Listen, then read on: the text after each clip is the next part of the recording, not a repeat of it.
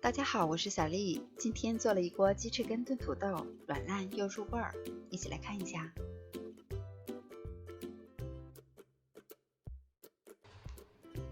准备适量的鸡翅根，清洗干净，再控干水分。我们先把鸡翅根剁成2段，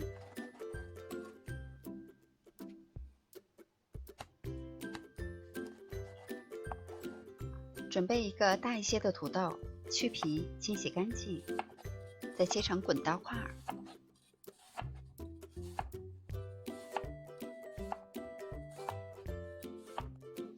另外准备适量的葱段、2瓣大蒜拍散、八角和干红椒。锅中烧开水，先把鸡肉块焯一下水，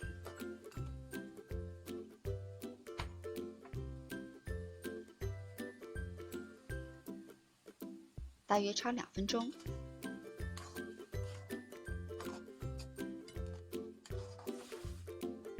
把鸡肉捞出来控水备用。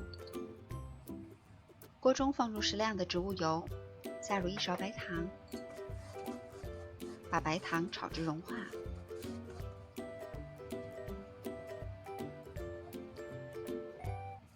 看白糖有一些上色了，倒入鸡肉块，快速的翻炒几下。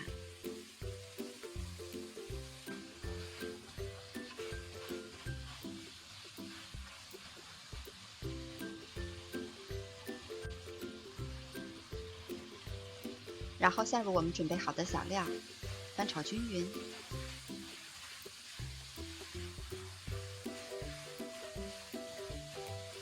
调料炒香了以后，烹入适量的料酒去腥。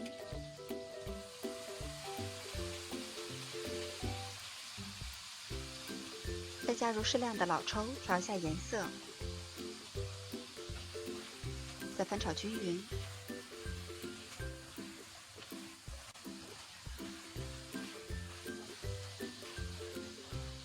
炒到鸡肉的颜色已经均匀，再加入没过鸡肉的开水，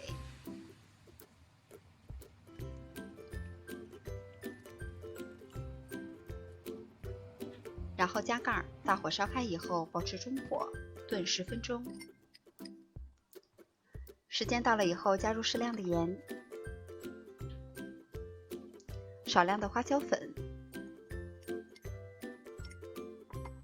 再加入一些鸡粉，